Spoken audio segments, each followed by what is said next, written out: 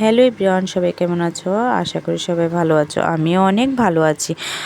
আজ আবারও নতুন একটি ভিডিও নিয়ে আমি তোমাদের সামনে হাজির হয়ে গেছি। আমার ভিডিওটি শেষ পর্যন্ত দেখার অনুরোধ রইল। সকালবেলা ঘুম থেকে উঠে ঘর মুছে তারপর এক বল কাপড় চোপড় ধুয়ে স্নান করে চলে আসি। স্নান করে এসে মুখে একটু ক্রিম টিম দিয়ে এখন সুন্দর করে সিঁদুর পরে নিচ্ছি। প্রতিদিনের সকালে স্নান করে এসে এমন একটু হালকা পাতলা সাজুগুজু করি। সিঁদুর পরা শেষ, এখন একটা টিপ দিয়ে নিচ্ছি। তারপর এখন আমি চলে যাব ঠাকুরঘরে।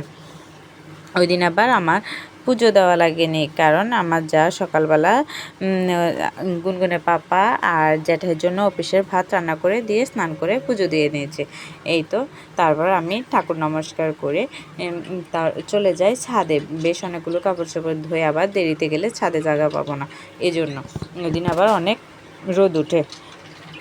এদিকে ছাদে গিয়ে দেখি শুধু আমাদেরই কাপড় চোপড়, আমার যাওয়া এক বল কাপড় চোপড় ধুয়ে ছাদে দিয়ে আসে।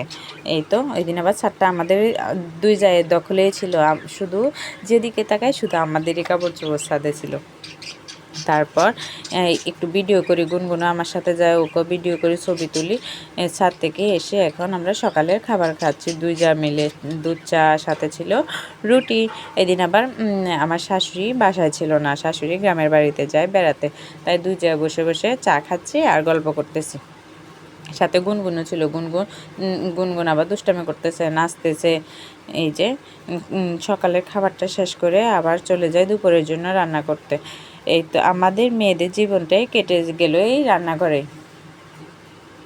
দিনের অর্ধেকটা সময়ে আমাদেরকে থাকতে হয় রান্নাঘরে। তো দুপুরে রান্নাবান্না শেষ করি। ওই দিন আবার বেশ অনেক কিছুই রান্নাবান্না করছি। মাংস, সাথে ভাজি, ডাল, আরও অনেক কিছুই রান্নাবান্না করি। দেখতে দেখতে আমার রান্নাও কমপ্লিট। এই তো আমার রান্নাবান্না কমপ্লিট। এখন দুপুরে পেট পুজোটা করে নেব। তার জন্য আবার বেশ সুন্দর করে সাজিয়ে গুজিয়ে নিয়েছি খাবারগুলো। দুপুরে খাবার শেষ করে এবার একটা লম্বা ভাত ঘুম থেকে উঠে হাত মুখ ধুয়ে গুনগুনকেও আর নাস্তা খাওয়াই। তারপর আমরা সবাই একবারে নাস্তা খেয়ে এখন গুনগুনকে পড়তে বসে। আর ওকে পড়তে বসালে যত বাহানা শুরু হয়, ও নাচবে, এটা দেখবে ওটা দেখবে, এরকম করতে থাকে। তারপর পড়া শেষ করে ওর জ্যাঠাই যখন অফিস থেকে আসে বলতেছে যে ওকে আর উৎসকে নিয়ে গণেশ পূজা দেখাতে যাবো। ওই দিন আবার গণেশ পূজা ছিল। তারপর ওরা দুজনে গণেশ পূজা দেখতে যাচ্ছে জ্যাঠের সাথে। আর এদিকে তিতো কান্নাকাটি করতেছে, ও যাবে। আজকের ভিডিওটি এই পর্যন্ত। সবাই ভালো থাকবেন, সুস্থ থাকবেন।